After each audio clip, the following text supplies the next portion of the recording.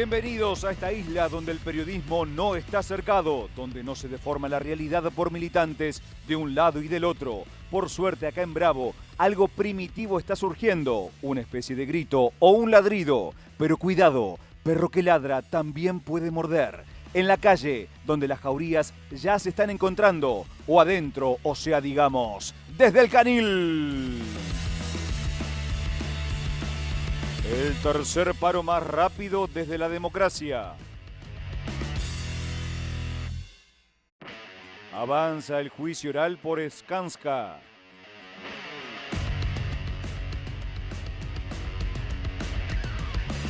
Se viene el secretario del Tesoro de Estados Unidos. La jugada del gobierno y sus aliados por Libra.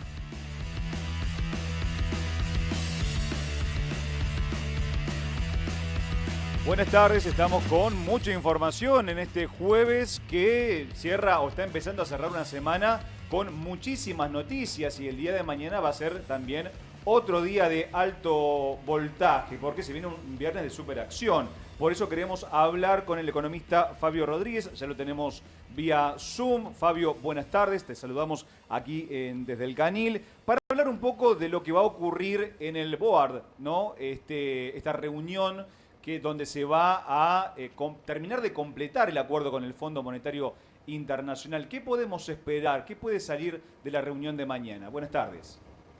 Buenas tardes, ¿cómo están? Bueno, en principio estamos todos, creo, en la misma, esperando los dos detalles o tres más significativos que se requieren para ver cómo sigue las perspectivas económicas y el programa económico en Argentina, que es efectivamente cuánto van a desembolsar del acuerdo aprobado por 20.000 millones de dólares de entrada, es decir, cuánto van a reforzar las escuálidas reservas que tiene el Banco Central, y en segundo lugar, qué nos van a pedir respecto al frente más débil y más crítico que tiene Argentina, que es el mercado cambiario, sí, donde prácticamente todos ya descuentan a esta hora, y lo que ha venido pasando en semanas, de que la regla de la tablita de devaluación del 1% no va más. Ahora, no va más, pero no sabemos hacia dónde vamos, ¿no? Puede haber muchas especulaciones. Eso es lo que se conocerá mañana. O sea, Fabio, disculpa que te interrumpa. Mañana se tendría que saber si hay o no un saldo devaluatorio, las condiciones que va a imponer el fondo para el desembolso de 20.000 millones, ¿no? Las dos cosas. Si piden que no haya una regla fija como la tablita del 1%, sí, y veremos qué dice el mercado, si el tipo de cambio se queda ahí o no, o si adicionalmente exigen que se empiece a tener un tipo de cambio más flexible, sin ataduras, pero desde un piso más alto, ¿se entiende? Que eso es una devaluación. Bueno, eso no lo sabemos y hay mucha expectativa y los mercados han adelantado que algo se va a mover. ¿Por qué? Bueno, por lo que ha venido pasando, ha crecido la presión devaluatoria, el central siguió perdiendo reservas y los dólares futuros siguieron aumentando. Eso es un indicio de que los mercados se están manejando con que algo va a cambiar precisamente mañana, ¿no? Fabio, ¿qué tal? Buenas tardes. Julián Imperio te saluda. Quería consultarte si efectivamente se confirma una devaluación, esto se traslada a precios, ¿no? Porque la inflación venía siendo realmente uno de los logros del cual el gobierno siempre se jactaba. Sí, yo diría, el eje rector del programa económico del gobierno viene o venía siendo de alguna manera un proceso de desinflación sostenido. ¿Qué quiere decir eso? Que todos los meses debía estar un escaloncito más abajo, ¿no? Y la gran promesa o expectativa que había era que se llegara a un entorno cercano a las elecciones con índices que ya no empezaban con 2, sino con 1. Pero ha ido al revés el camino. El índice de marzo muy probablemente empiece con 3 o esté muy cerquita de 3. Pará, ¿estás diciendo que puede empezar con un número 3 adelante? Es fuerte eso. Puede ser. Los índices o las expectativas de los que miden anticipadamente están como piso en 2.7, 2.8 y algunos arriba de 3.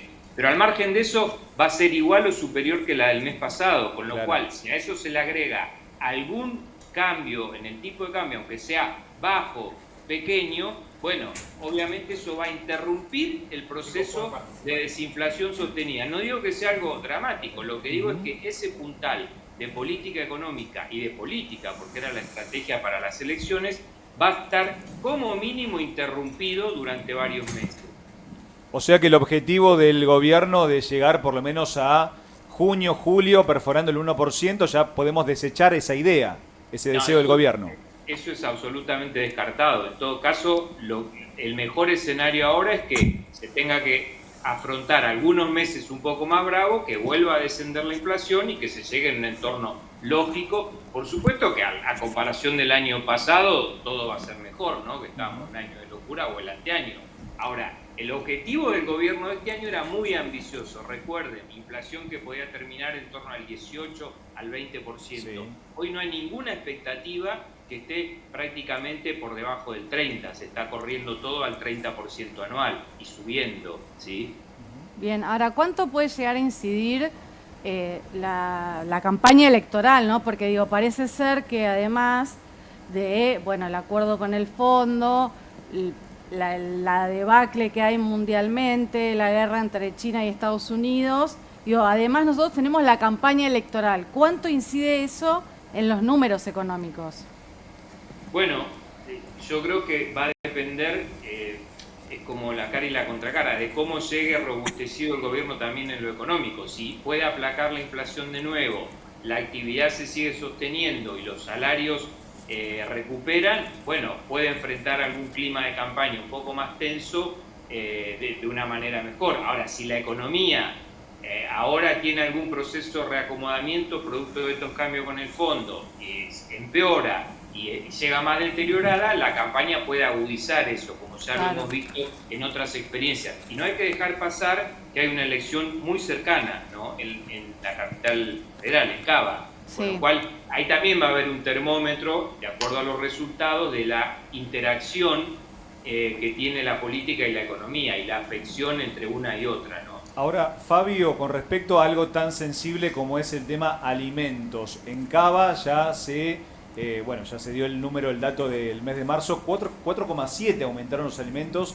el mes pasado. ¿Qué puede llegar a pasar en los próximos meses? Porque parece que no afloja la inflación en ese rubro tan sensible para todos nosotros. Bueno, esa es la preocupación, porque además, ¿se acuerdan siempre cuando se comparan los índices de Cava y el nacional? Se dice, bueno, en Cava ponderan más los servicios y menos otros bienes. En este caso, es lo contrario, porque lo que está aumentando más es lo que pondera más en la inflación nacional, ¿sí? Que son los bienes, los alimentos y no tanto los servicios. Bueno, ahora están aumentando los alimentos y eso se ve también en cifras que siguen saliendo de consumo masivo muy deprimido, ¿no? Por supuesto, pautas salariales que también están por debajo de la inflación y que están por detrás de los conflictos sindicales también, o uno de los temas que está por detrás de los conflictos sindicales que se ven, porque el gobierno, en esta lógica de llegar con la desinflación, se paró muy duro sobre no convalidar paritarias, arriba del 1, del 1,5, como muchísimo el 2. ¿Y qué pasó? La inflación empezó a subir para irse a la zona del 3. Entonces las paritarias quedaron a la baja, por lo menos desde el mes de noviembre o diciembre. Eso también se está reflejando en un clima de más conflictividad. Fabio, buenas tardes. Mañana se anuncia el acuerdo con el fondo y en este contexto se anuncia también la llegada del secretario del Tesoro, ¿no?, de Estados Unidos a la Argentina. ¿Crees que esto fue una casualidad? ¿Cómo se lee desde la política económica en función, por un lado, del respaldo que necesita Javier Milei y por el otro, de la política arancelaria y la posibilidad de que atenúen los aranceles hacia Argentina? No, se lee favorablemente.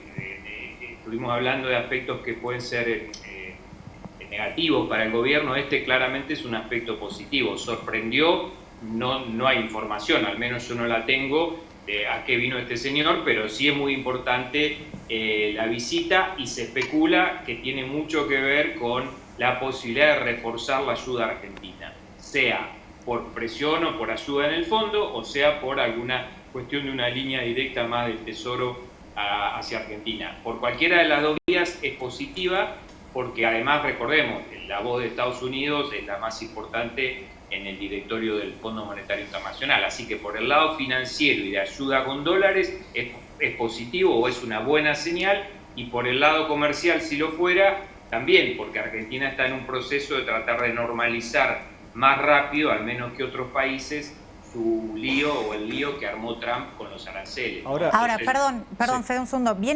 Ellos afirmaron de que viene a respaldar el programa económico de Milei cuando se supone que ambas economías son competitivas. ¿Cómo juega esto la relación bilateral, no? No, te diría, ahí Argentina como impacto directo bilateral no le veo grandes dilemas, porque no es un destino donde Argentina sea el principal lugar donde exportamos. El saldo de exportaciones e importaciones es similar, o sea, no tenemos un desequilibrio pronunciado con Estados Unidos. Entonces, al revés, te diría capaz que otros países están mucho más complicados, y si no arreglan, Argentina puede tener alguna ventana de oportunidad para crecer. Eso es de manera directa y a mediano plazo, pero hay efectos indirectos, que son muy importantes, como toda la turbulencia financiera que se armó, el problema con el riesgo país, que eso significa que Argentina no va a poder colocar deuda por muchos meses más, el problema que le genera a llegada de inversiones, ¿sí? Con un RIG que quiere repuntar, y con este mundo obviamente enfrenta dificultades. Entonces hay que sopesar las dos cosas, pero en lo directo, en lo bilateral, yo no veo ahí muchas dificultades para que Argentina pueda tener alguna salida un poco mejor que otros países. Bueno, se vienen días álgidos, Fabio Rodríguez. Seguramente vamos a volver a hablar con vos en estos días. Te agradecemos mucho el contacto con nosotros. Por favor, gracias a ustedes. Que tengan mucho. Fabio Rodríguez, economista, pasaba aquí desde el Canil. Bueno, linkeándolo un poquito, Ceci, con esto que estabas hablando con él. Bueno, viene un matón arancelario de Trump a la Argentina. Scott Bessent, ¿no? El secretario del Tesoro de Estados Unidos, que recién le consultábamos al economista respecto a las implicancias de esta figura en Buenos Aires. Llegará el próximo 14 de abril y la pregunta es qué viene a hacer, ¿no? Estamos hablando de un contexto difícil para el gobierno argentino en función un poco de la negociación por el nuevo desembolso del Fondo Monetario Internacional, pero también, por otro lado, después de este desencuentro que tuvo Milei con Trump en Mar-a-Lago, sí, y esta movida política que se expuso desde entonces, es decir, ¿Donald Trump lo banca o no lo banca Milei? Bueno, gran pregunta. Es una gran pregunta, pero me parece que la llegada de este personaje es importante, es un gesto en este contexto, y él en sí tiene ciertas particularidades que hacen a lo que es el gobierno de Trump, ¿no? Que la realidad es que es difícil de definir. Sí. Porque, ¿por qué decimos que es el matón arancelario? Es la persona que hoy está encargada de negociar con más de 70 socios comerciales de Estados Unidos todo lo que es el después del 9 de abril, cuando anunciaron, ¿no?, el paquete de aranceles recíprocos en el marco de los anuncios del Liberation Day, ¿no? Esta persona va a encargarse de eso. Por eso no es un detalle menor que venga a la Argentina, claro, en función de esta necesidad que tiene Argentina también de paliar el 10% de aranceles que le aplicó Estados Unidos. Y ya te digo que es una figura muy particular, porque de hecho es definido como una de las mentes más brillantes de Wall Street. Mirá, por el propio Trump. Sí. Él es politólogo de formación, es financista y hasta está vinculado al magnate, digamos, que los que odian al progresismo o a los woke, como dicen en Estados Unidos, representa, que es George Soros, ¿no? Una figura muy polémica a nivel mundial, en función de, bueno, distintas banderas que sostiene, pero más que nada por su apoyo al Partido Demócrata. Y de hecho, Scott Bessent era aportante del Partido Demócrata. Mirá, se dio vuelta. Y se dio vuelta. Cosa que pasa. Pero yo no lo pondría del lado panqueque como lo leemos en Argentina, porque yo creo que él se posicionó desde otro lugar. Él es un hombre fuerte de Wall Street y desde ese lugar un poquito en contra de lo que es la casta política, entre comillas, el establishment, que es un poco la lectura de Trump también. En 2016 decide acompañar a Trump en todo lo que es su gabinete, y en este nuevo mandato también, y hoy por hoy va a ser la persona que se encargue de negociar esto, muy a pesar de sus detractores. Claro, o sea, es la persona indicada para hablar de esos famosos 50 productos que Milei quiere que no les alcance el arancel de Trump. Esto es cierto, es el hombre. Es el hombre. Todavía no trascendió qué es lo que van a hablar. Se sabe que se va a reunir con Milei, se va a reunir con Caputo y con miembros de la comunidad empresarial, como ellos le dicen, pero no trascendió el contenido de esas reuniones. Claro. Pero a ver, estamos hablando de que han venido jefes de Estado o representantes de jefes de Estado que el propio Milei no ha recibido, y en este caso él se va a encontrar de manera bilateral con el enviado de Trump. Entonces, digamos que podemos esperar una reunión no solo de alto nivel, sino de que algún tipo de resultado le pueda dar a este gobierno que está tan necesitado de mostrarse, ¿no?, al mundo internacional como que somos confiables y tenemos el respaldo de la primera potencia mundial. Y hablando de necesidades justamente del gobierno, tiene una necesidad primordial o urgente, o una de las más importantes, Julián de Imperio, que es el tema Libra. ¿Está negociando con aliados el gobierno? Bueno, sí, Fede, te voy a contar en detalle una jugada que, si bien es legal, la verdad es que es un poco polémica, sucia.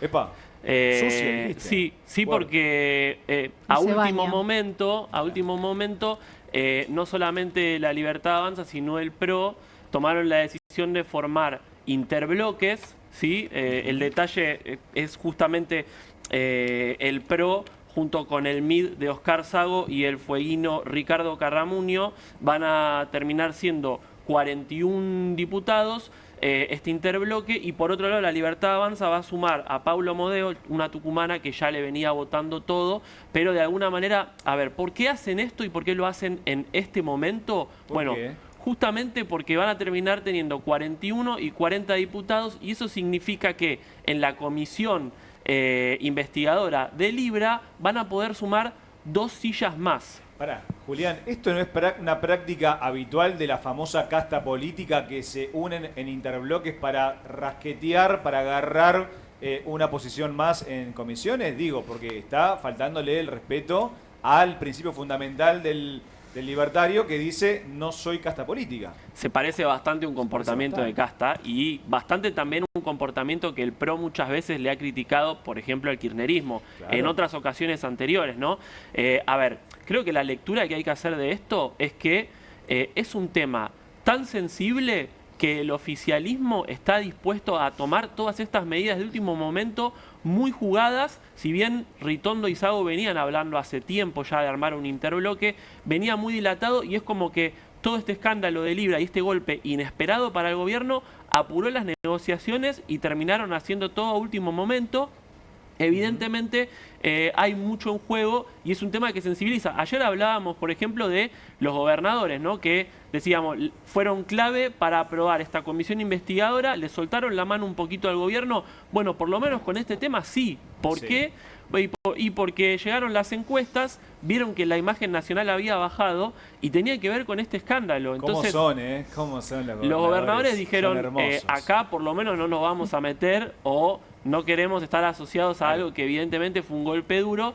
La oposición también sale a decir, che, si el oficialismo está dispuesto a hacer todas estas maniobras, y hay tiempo hasta mañana para que cada espacio confirme quiénes van a ser sus representantes en esta comisión, bueno, hay que empezar a ver si, por ejemplo, Encuentro Federal de Miguel Ángel Pichetto o Democracia para Siempre de Facundo Manes no empiezan también en hacer un interbloque para también sumar alguna banca más a esta comisión, o mismo Unión por la Patria, decían algunos en el pasillo. Yo creo que es una medida muy extrema, pero hasta poder romper 6 diputados, Sí. de los 98 que son, ellos son la amplia mayoría en el Congreso, y que terminen formando un pequeño bloque más para que sumen una banca más. ¿Todo esto por qué? Porque esta jugada última que hizo la Libertad Avanza hace que de 24 pasan a tener 26 y quedan 13 iguales, es decir, 13 que tienen la voluntad de investigar Libra y 13 que no tienen la voluntad de investigar. Y no se puede definir, claro, no se puede definir, no hay un presidente que define O sea, en este no caso van a una investigar comisión. nada, decís vos. En Conclusión. Conclusión. Claro, en caso de empate no avanza la comisión. Exacto, no Claro. puede avanzar, queda 13 iguales. Qué bárbaro. Bueno, obviamente hay A que ver. penales. Ahora, perdón, Milei no dijo que él quería que lo investigaran si alguna vez hacía algo así. Sí, pero a través del Ejecutivo, que él iba a ok. crear a través de... De La creó. judicial. La Claro. creó. Él se iba a investigar así Él mismo. se iba a Eso es, investigar a Claro, sí bueno, mismo. pero No ahora con- dijo que está todo en manos de la justicia, que No, sea la no, no, no. justicia. Él creó ahora. Él creó una unidad Sí. y la puso en cabeza de la jefa de gabinete de Mariano Cunio Olivarona. Claro. Claro. Ah, Claro. ok. Esto de alguna manera también encima complica el quórum en comisión. ¿Por qué? Porque tenés que tener la mitad más 1, son 26 por ahora, entonces tenés que tener 14, y tenés 13 que no tienen la voluntad. Entonces, en todo sentido, dificulta que progrese la investigación de este caso. Obviamente, no lo sabría ya la Libertad Avanza, digo, por eso dejaron que se lograra el quórum el otro día, digo, suena como que ya estaba todo medio la verdad resuelto. que fue todo muy rápido. No sabría decirte, Nati, si lo tenían preparado, pero hay que ver porque todavía hay tiempo para que la oposición meta alguna de estas jugadas, Claro, y pueda por lo menos intentar que progrese esta investigación. Juli, una vez dice, bueno, ¿por qué no avanzan ciertas cosas, ciertas causas, o se pierden algunas investigaciones? Y porque hay manganetas en el medio, o trampitas legales, por así decirlo, que imposibilitan o dificultan que se resuelvan esta clase de cosas. Natalia Vacarezza, un día sí. muy importante hoy, día de paro de la CGT. ¿Un récord cumplió la CGT con Milei? Sí, día, te digo, más importante, ¿no? Políticamente hablando, porque, bueno, se cumple obviamente un tercer paro contra el gobierno de Javier Milei, con voces distintas, ¿no? ¿Qué es lo que dice la CGT? Que el paro fue totalmente un éxito, que ojalá que el gobierno se siente, que se siente a dialogar, que los escuche, que no puede ser, ¿no?, que los salarios hoy estén pisados, que cada vez le cueste más a la gente llegar a fin de mes, que no tenga dinero para alimentarse. Y el gobierno habla obviamente de un paro que no se cumplió totalmente, aplaudiendo también que la gente pudo ir a trabajar.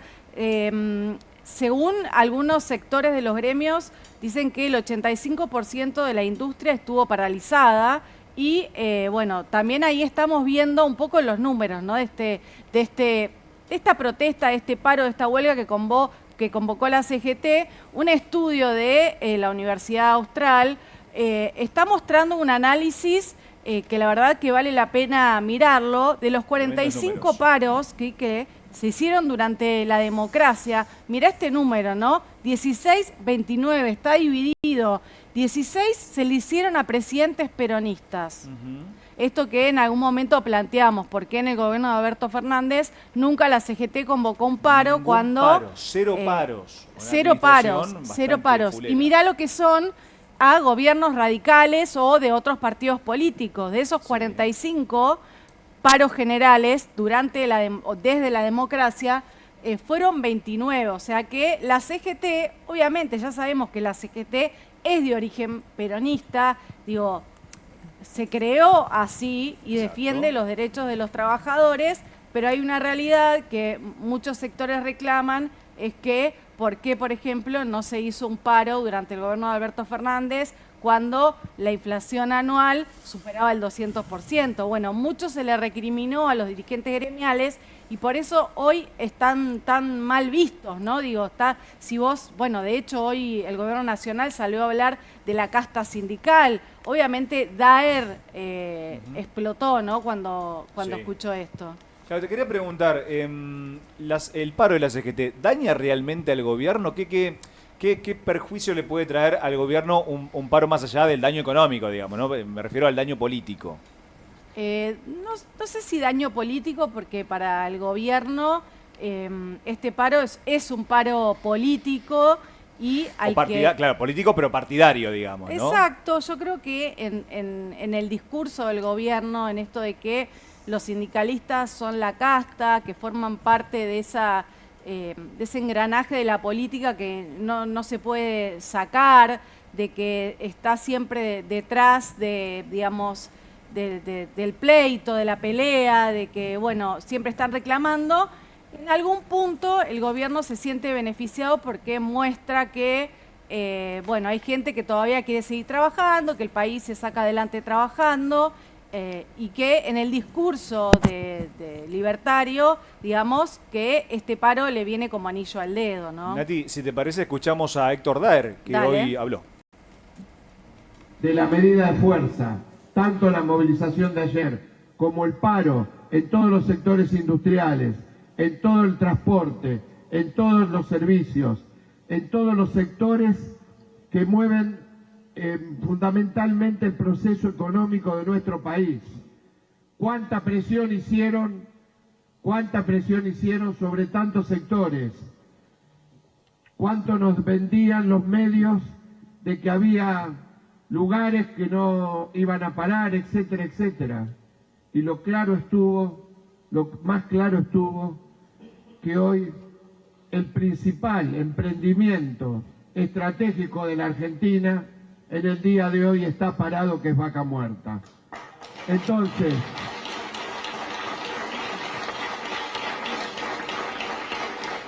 muy bien, para la CGT entonces Sí. fue un éxito el paro. Sí, sí, para la CGT obviamente fue un éxito, pero bueno, quería contarte un poco también cómo le afecta o qué incidencia tiene en el presidente de la Nación Sí, este a ver. paro, ¿no?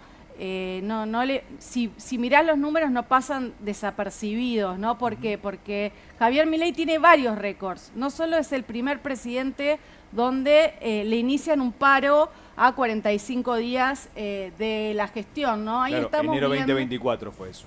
¿Cómo? En enero En 2024. enero del 24.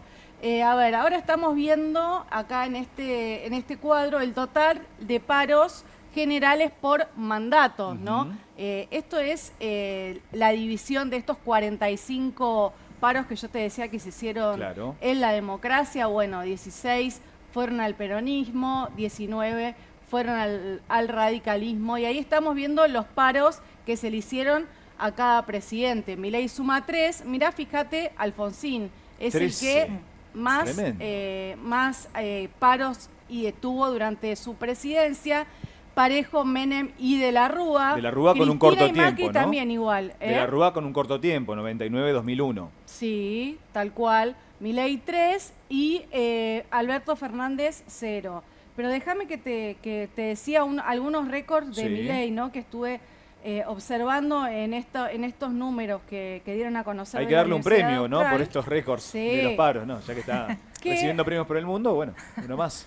Bueno, Después de la Rúa, Sí.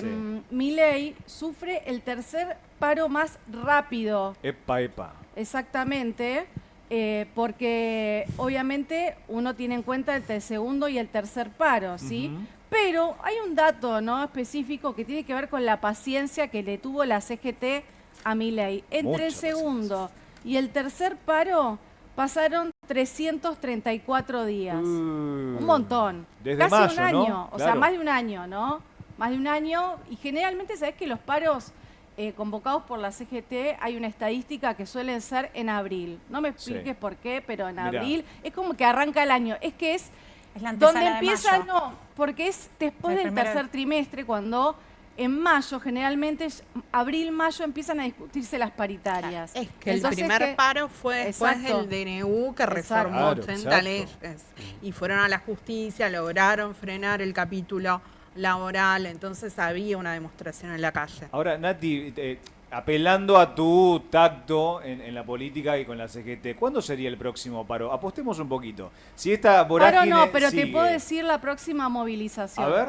El 1 de mayo. 1 de mayo. Claro. Ok, bueno, Falta está. poquito. Falta poquito, veremos la respuesta del gobierno nacional ante esta convocatoria. Franco Lindner, vamos a hablar ahora de algo que te desvela por las noches, que es el CryptoGate. Y ahora el rol de Mauricio Novelli, esa persona tan cercana a Javier Milei. Sí, ustedes saben que hay un personaje que es clave en toda esta novela de la criptoestafa. Y estamos La hablando clave. de Mauricio Novelli. Sí. Mauricio Novelli es el trader, es el empresario cripto que acercó al estadounidense Hayden Davis a los Milei. a El los nexo hermanos fue- Milei. fue Es él, el nexo, digamos. es la pata argento, es la pata local del escándalo. Mirá. Y es también, según el New York Times, según una investigación que llegó a la tapa del New York Times, es el tipo que les cobraba peaje, les cobraba Epa. hasta $50.000, o desde $50.000, mejor dicho, Sí. a los empresarios extranjeros que se querían juntar con el presidente Milei. 50.000 y en algunos casos hubo pedidos de hasta $500.000. Pero Sí, para sí. perdón, capaz que me estoy adelantando, pero ¿esa plata la recaudaba él, para él o para La otra pedía persona? él con su fundación, con su empresa que es NIW Professional Traders. Qué lindo Pero nombre. bueno, la sospecha de la justicia es que iban miti y miti con Epa. Karina, que es la gran cajera de este gobierno. Lo dijiste. Te voy a explicar por qué. Antes, un datito más sobre esto del New York Times. Hubo un empresario llamado hay un empresario llamado Charles Hoskinson, muy conocido en el mundo trader, que declaró en las redes sociales públicamente que a él le habían pedido plata para ver al presidente Milei. Y dijo que me dijeron que podían pasar cosas mágicas, Cosas mágicas. Cosas mágicas. Si yo ponía la plata para verlo a Milei. Las manos mágicas, recuerdo. Cosas mágicas como la que pasó con Libra, ¿no? Que fue una estafa. Fue mágico, ¿no? En 4 minutos, en 4 horas voló la plata de miles de ahorristas. Sí. Te explico por qué todos los caminos terminan en Karina Milei. ¿Por qué? Mauricio Novelli es un viejo conocido de los Milei. Tiene unos cuantos años ya con ellos. Fines del 2020 es cuando se acerca a Milei y le propone, che, no me pasás el chivo de mi empresa, vos que sos un economista que le va bien en las redes, que es conocido.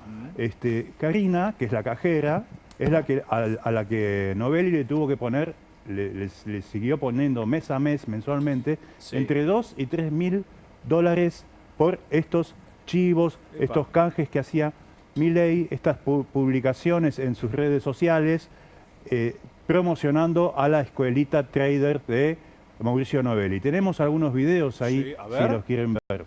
Lo vemos. De Milei. Conocimiento que Argentina tiene una de las inflaciones más altas del mundo. Y te tengo una mala noticia. Estados Unidos está empezando a acelerar su tasa de inflación. Por lo tanto, ya no es un buen refugio de valor. Por eso te recomiendo que si vas a invertir, empieces a hacerlo con los que verdaderamente saben de esto. Te recomiendo los cursos de NIW Professional Traders. ¡Dale! ¡Anotate! ¡Anotate! ¿Cuándo fue este video? ¿Cuándo fue este video, Franco? ¿Cuando era diputado? Candidato, sí, diputado. Cuando era diputado. Sí. Apa. Este es uno de los chivos de Milei a estafador cripto que lo conoce de hace unos cuantos años. Tenemos más videos si querés. Tenemos más videos, ay Dios. A ver. Hola, ¿viste todo lo que subió el Bitcoin en el último tiempo? ¿Estás interesado en invertir en Bitcoins? ¿Te parece que podés hacer una gran rentabilidad? Bueno, pero para invertir lo tenés que hacer como un profesional. Por eso, con la gente de NIW Professional Traders, este 29 de enero vamos a hacer un curso sobre teoría económica, Bitcoin y sobre todas las cosas, sobre mercados. Así que no te lo podés perder. Aprende cómo invertir en el activo más importante del 2020. Consulta, Franco, ¿ahí estaba promoviendo o difundiendo? No, ¿Qué estaba pasando haciendo? un chivo, decimos en alemán. Chivo, ok. Un chiven. Chiven. Estaba Chivaten. promoviendo claramente. No el Estaba diciendo que iba a dar clases a la escuela cripto de Novelli. Él dijo que daba clases de Bitcoin. Con Jonathan Viale, cuando fue el escándalo, cuando estalló el escándalo, dio esa famosa nota interrumpida por Santi Caputo, dijo, yo no sé nada de Bitcoin. Pero ¿cómo, Milei, si dabas clases de Bitcoin en la escuela de Novelli? Franco, hasta 2023, Milei, todavía no siendo presidente, en su cuenta de Instagram promocionaba también negocios cripto. No solo eso, lo sigue, si vos te fijás en su cuenta, el tipo sigue siendo profesor de la escuela de Novelli, siendo No presidente. entiende, es absolutamente ilegal eso, Hay chicos. que avisarle al CM que actualice ahí. Sí. Tenemos un video más, Tenemos Franco, un video más de otro chivo. A ver. Otro chivo. Soy Javier Milei, el liberal libertario, y este mensaje es para contarte que si querés invertir como lo hacen los profesionales, te recomiendo que te capacites con los amigos de NIW Professional Traders. Otro peinado, ¿no? Otro presidente. Otro look. Otro look, claro. Sí, un look, pero mismo mensaje, ¿no? más desprolijo. Difundiendo cosas raras. Te sigo contando algo más de Novelli. A ver, no me quiero una cosita perder más, dale. ningún detalle. Novelli es el que estuvo detrás del encuentro cripto en octubre del año pasado en el Hotel Libertador, que era el búnker de campaña, después fue antes fue el búnker de campaña de Milei, de lo que se llamó Forum Tech, donde fueron todos estos empresarios que habían pagado el peaje para verlo a Milei, resultó que al final para muchos solo fue una foto. Sí. Bueno, y decían, pues, ¿cómo? Me habías dicho, le decían a Novelli, pagué 50 verdes para 50.000. hablar con Milei, Claro. y hay una foto grupal. Y ahí le decía a Novelli, según las denuncias, Sí. bueno, si lo querés ver, ¿Hay más? es una cantidad más. Claro, tenés que pagar más para sacarte una foto con el presidente. Sí, ahí Ay, también ay, está ay. Karina. ¿Por qué? Porque la gerenta del hotel, el hotel es de Elstein, un empresario amigo de Milei que bancó su campaña y que le dio el búnker donde vivió Sí. durante semanas antes de mudarse a la Quinta de Olivos. La gerenta del hotel se llama Roxana Coso, con doble Ajá, Z. Coso. Roxana Coso. Era gerente del hotel. ¿Sabés de qué trabaja hoy Roxana qué Coso? trabaja? Es la asistente personal de Karina Milei en la Secretaría de Presidencia de la Nación. Así La- que la todos dejamos los caminos picando. terminan en Novelli y en Karina. Me gustaría saber si le decís cajera a Karina Milei porque quizás ha trabajado en un supermercado o algo por el estilo, porque no me quedó muy claro sí, si... es porque trabajó en un supermercado. Ah, que por eso, ok. Luciana Bertoia, vamos a hablar de una integrante muy importante del gobierno que es Patricia Bullrich. ¿Tiene secretos, Pato? Tiene secretos como todos los gobiernos, te Apa. diría. Pero decime, Fede, ¿vos viste la serie Yossi? No la ¿No tengo. la viste? No, Bueno, no, te no. cuento. A ver. Hay un señor que se llama José Pérez, que existe, Sí. que era integrante de un cuerpo secreto de la Policía Federal Argentina, que en plena democracia fue enviado a infiltrarse dentro de la comunidad judía. Ya. Él después, en un momento, dice, bueno, la información que yo le daba a la Policía Federal podría haberse usado para los atentados tanto de la Embajada de Israel como el atentado contra la AMIA. Hubo un documental sobre ese señor. Hay información documental, hay un libro de Miriam Lewin Sí. y también está la serie de Amazon Interesante. Prime que tiene Ah, la serie, 2 sí. temporadas. Bueno, pero José Pérez o Yossi Pérez no es el único. Este cuerpo de inteligencia ha tenido otros integrantes. Por ejemplo, Américo Balbuena, que no sé si les suena, pero fue un espía que estuvo infiltrado más de 10 años en una agencia comunitaria, una agencia de noticias alternativa, la agencia Walsh. Bueno, todos estos personajes fueron parte de un pedido de información que hizo en el año 2023 el Centro de Estudios Legales y Sociales, que le decía al Ministerio de Seguridad, contame, ¿qué pasa con este cuerpo? ¿Cómo cambió? ¿Qué normativas lo regulan? Porque todas sus normas son secretas. Estamos hablando... ¿Todas las normas? Todo lo que regula al cuerpo de inteligencia Cosas que habrá ahí. es secreto.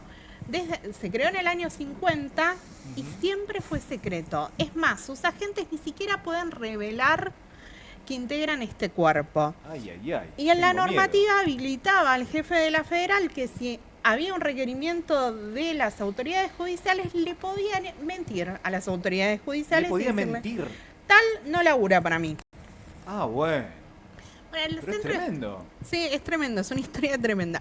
El Centro de Estudios Legales y Sociales hace un pedido de información al Ministerio de Seguridad, le pregunta sobre el cuerpo, le pregunta sobre estos personajes que yo te mencioné, Yossi, Américo Balbuena, Mónica Moroso. Mónica Moroso, algunos quizás la recuerden, pero era también una espía de la Federal que se infiltró en el círculo íntimo de Gustavo Vélez a principios del año 2000. Fue un Cuando tenía esa famosa competencia esa rivalidad con Estiuso, ¿no? Antes. ¿Antes fue? Fue Ah, antes. ok, ok. Fue antes. Bueno, todo este tema empezó a moverse en la Sí. justicia. El gobierno rechazó dar información y después esto va a la justicia. Y hubo un fallo muy importante de la Cámara en lo contencioso administrativo federal que dice que el Ministerio de Seguridad no está exento de dar información sobre todo lo que regula a la inteligencia criminal. Sí. Entonces, le van a ordenar a Patricia Bullrich, seguramente esto lo va a resistir, la próxima semana todavía tiene tiempo para apelar esta resolución y llevarlo ante la Corte Suprema de Justicia de la Nación, pero le van a decir que dé información sobre cómo funciona la inteligencia criminal de la Policía de Seguridad Aeroportuaria, de la Prefectura, de la Gendarmería, de la Policía Federal, que yo te daba estos ejemplos, y que también informe quién controla todo esto. Porque una de las preguntas es, ¿esto lo controla la Bicameral de Inteligencia? ¿Lo controla la Comisión de Seguridad Interior? ¿Le dan informes a alguien o sigue siendo secreto? ¿Dar información, Pato? Dará información. Yo creo que lo va a resistir porque Patricia en todas las presentaciones que hizo en el expediente dijo que esto era secreto porque está regido por la ley de inteligencia, entonces impide que se dé información. Esto que yo te contaba, por ejemplo, que un jefe de la federal no podría mentirle a un juez. Bueno, dicho. Ella te va a decir esto es secreto. Eso ni siquiera se puede decir. Me contaron que a Pato le gustan las películas de espías, me contaron. Bueno, chicos, vamos rápido a un corte y enseguida seguimos con más información aquí en Desde el Canil.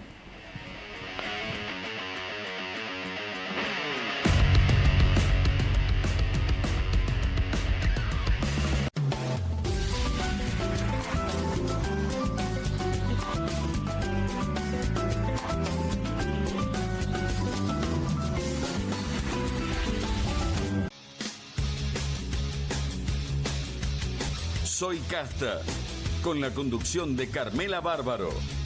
Un programa diferente de mujeres, plural y picante. Soy Casta, de lunes a viernes a las 19 por Bravo TV. Las casas usan diferentes perfumes. Eligen oler a café en la mañana, a veces a ropa recién lavada y otras a madera. Pero cuando quieren oler a limpio, eligen Prosenex. Sentí el perfume de la limpieza. Prosenex, limpieza que se siente. Llegaron las nuevas galletitas Kofler. Rellenas con el sabor único de Bonobón y el más delicioso chocolate Kofler. Tentate con lo último en galletitas. ¡Vuelven las clases! Vuelven las manchas. ¡Vuelve la diversión! Vuelven las manchas. Por suerte, existe Vanish. Con una cucharadita de Vanish, el poder del oxígeno activo elimina las manchas y deja los blancos como nuevos. Con Vanish, vuelven las clases, no las manchas. Qué bien me caen los que viven como si nadie los estuviese mirando. La que no se queda en el fueguito. ¿Ves como si nadie te estuviese mirando? Confía en tu frescura. Topline. Seguí la línea de tu frescura. ¿Te sentís con poca energía? ¿Te despertás cansado y te cuesta moverte durante el día? ¿Te gustaría verte y sentirte más? Llega la noche más picante de la televisión. Si atacan al periodismo, Perfil se pone bravo. Bravo TV. Periodismo, información y polémicas. Llegan 4 nuevos programas. Más de 50 periodistas, intelectuales, dirigentes y académicos que darán cada noche de qué hablar y pensar. Desde el Canil, lunes a viernes a las 18 horas. Una ronda de periodistas con secretos e información exclusiva. Soy Casta, de lunes a viernes a las 19 horas. Un programa diferente de mujeres, plural y picante, conducido por Carmela Bárbaro. Comunistas, de lunes a viernes a las 20:30 horas. Una mesa de intelectuales analiza la realidad del país en profundidad. QR, de lunes a viernes a las 22 horas, con la conducción de Paulo Caruso y gran equipo. La síntesis del día para un público que valora el periodismo crítico. Bravo TV, lejos del poder, cerca de la gente.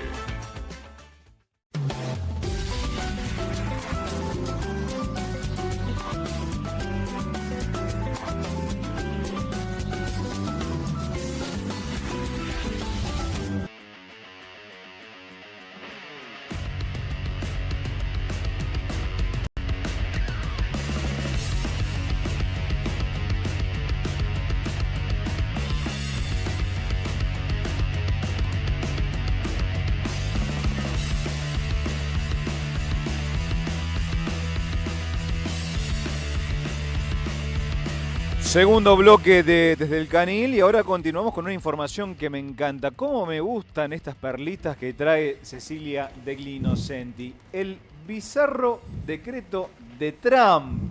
¿De qué se trata esto, Ceci? Quiero cuidar mi hermoso pelo, fue lo que dijo Donald Trump mientras firmaba este decreto. ¿A qué te hace pensar? a su pelo, a su hermosa cabellera. Claro, otra de las guerras que emprende el presidente republicano a nivel mundial es lo que él llama la guerra de las duchas. Esto tiene que ver con una interna que hay entre el Partido Demócrata y el Partido Republicano respecto a una normativa que limita el uso del agua a nivel federal. Es extraño, ¿no? ¿En serio? ¿Se regula el agua caliente? Se regula el uso de la ducha caliente. Exactamente. Ah, mira, es cierto. Como Cuba. En el caso de Estados Unidos fue implementada por Barack Obama, el expresidente demócrata, cuando Trump en 2016 toma la presidencia, por vías legales, ¿no? Porque toma la presidencia, no recuerda el asalto al Capitolio, pero asume su primer mandato como presidente, él deroga esta norma y después Biden la vuelve a implementar. Por eso él habla de la guerra de las duchas, que en realidad detrás de lo que parece una promesa de campaña insólita, ¿no? En función de otras guerras a las que se sometió Donald Trump, como la arancelaria, en este caso parece insólito, pero hay un componente ideológico muy fuerte detrás que tiene que ver con esta pelea contra la agenda radical verde que implementó el presidente de Estados Unidos en lo que él denomina la batalla cultural o la batalla anti-woke, anti-progresista. Y desde este lugar es que se lee. De todas maneras es muy curioso porque se anunció el mismo día en el que él anuncia el paquete arancelario. Y miren la manera en la que Donald Trump firma este decreto, de manera, porque él es así, él es como relajado, se hace el gracioso, bueno, y así es algo que le va a afectar la vida a todos los estadounidenses. Y tenemos el video. Dale, lo vemos. They used to have a restrictor where you could take it out, but now they weld it in. And you take a shower or wash your hands, whatever you do, including dishwashers where no water comes out. But you wash your hands, and in my case, I like to take a nice shower to take care of my beautiful hair. I have to stand under the shower for 15 minutes till it gets wet. It comes out drip, drip, drip. It's ridiculous. And what you do is you end up washing your hands 5 times longer. It's the same water. And we're going to open it up so that people can live, and we're going to hopefully have Congress approve it so it's memorialized. Ceci, ¿qué dijo ahí? Se lo notaba muy preocupado, pero ¿qué dijo? My beautiful hair. Básicamente, claro, dijo, quiero cuidar my beautiful hair. Ustedes vieron que él tiene esa cabellera dorada, posiblemente teñida, lógicamente, tiene casi 80 años. Brushing, eso seguro. Seguramente, y debe usar muy buenos productos porque hay que reconocerle que tiene una buena cabellera y es posta, no es que es una peluca. Ah, ¿no? ¿Confirmado? Pero él siempre, me parece que lo interesante acá es la forma de comunicar que tiene Donald Trump, que es esto de lo lleva al llano, que es tiene que ver con su base electoral también. Él se basa en los cumplimientos de sus pequeñas promesas de campaña más allá de la macro. Claro, esta era una de ellas, porque aunque no lo crea, mucha gente se quejaba de la... Claro, decidió Axel Kicillof desdoblar las elecciones en la provincia de Buenos Aires, van a ser el 17 de septiembre, y esto generó una fuerte ruptura, ¿no?, dentro de la cámpora, el kirchnerismo y el sector que responde a Axel Kicillof. Todavía no hay una tregua ahí, están en pie de guerra, podríamos decir, y esto generó que se aceleraran las negociaciones entre la Libertad Avanza y el PRO en la provincia de Buenos Aires. Tampoco estuvo Esper, ¿no?, que es el que suena a encabezar esta lista. Ahí se están debatiendo. ¿Será Espert la cabeza de lista? Y ahí está el problema. ¿Quién va a ser la cabeza de esa lista? Porque el PRO no quiere ceder los primeros lugares. Entonces, la Libertad Avanza dice, nosotros le estamos permitiendo que ustedes estén en nuestra lista. Entonces, vamos a ver en qué lugar. Y obviamente, ni Ritondo ni Santilli se quieren bajar. Únicamente la negociación es que le den la cabeza de la lista por senadores en la provincia de Buenos Aires. Lucha de egos que podría definirse en las próximas semanas sí o sí. Franco Lindner, bueno, pasamos a un tema que es espinoso para cierto sector político porque después de 19 años avanza el juicio oral por Skanska. Así es. Yo esta columna la titulé Justicia con Delay, o también puede ser Justicia Vintage, porque te voy a contar una infidencia. Este lunes, hace 3 días, me citaron al juicio oral por la causa Skanska, por el caso Skanska, lunes 9 de la mañana. La verdad, chicos, me complicaron el día, me partieron al medio porque yo tengo que llevar a los chicos al colegio, voy de acá para allá. Por lo menos, ¿no, Franco? Le dije, voy a llegar un poco tarde por ahí, no, a las 9. Bueno, a las 9 yo estaba ahí, totalmente indignado, imagino. de jogging, joguineta, buzo. Insultando en alemán. Insultando en alemán. Verdammt nochmal, was ist das? Ay, por favor, no traduzcan eso. Indignado además porque yo cubrí mucho el caso de Skanska, me citaron como testigo, me citaron por muchas de las notas que escribí, notas de tapa en revista Noticias sobre el caso Skanska, pero el caso Skanska, chicos, fue en el año 2006. Hace una banda, casi 20 años. Estamos en Franco. Claro. 2025. ¿Cómo puede ser que el juicio oral por un caso que fue en el 2006 Bochornoso. se haga en el 2025? 20 años después. Me indigné también porque estaba el abogado de debido, uno de los que están sentados en el banquillo de los acusados, y el abogado me decía algo que decía Néstor Kirchner en aquellos años 2006, 2007. Kirchner decía que era un problema de corrupción entre privados. ¿Cómo Pero entre privados? Era obra pública. Recuerden que el caso Skanska es que una empresa sueca, Skanska, constructora sueca, en una investigación interna termina revelando que había pagado coimas, casi 10 millones de dólares de coimas, a funcionarios del kirchnerismo. Nunca dijo quiénes, pero eso fue el caso Skanska. Pero fue en el gobierno de Néstor Kirchner. Entonces, Fue en el gobierno de Néstor Kirchner, antes de Cristina. Entonces el abogado de debido me pregunta, ¿usted cómo sabe que era una obra pública? Yo digo, ¿qué? ¿Me estás insinuando que era privada? No digo eso, pero ¿usted cómo sabe que era pública? Y lo sé porque la licitó el Estado, le digo, Claro. y porque salió publicado Pequeño por detalle. todos los medios nacionales. Ah, ok, está bien. Es ridícula esa pregunta. Absolutamente ridícula.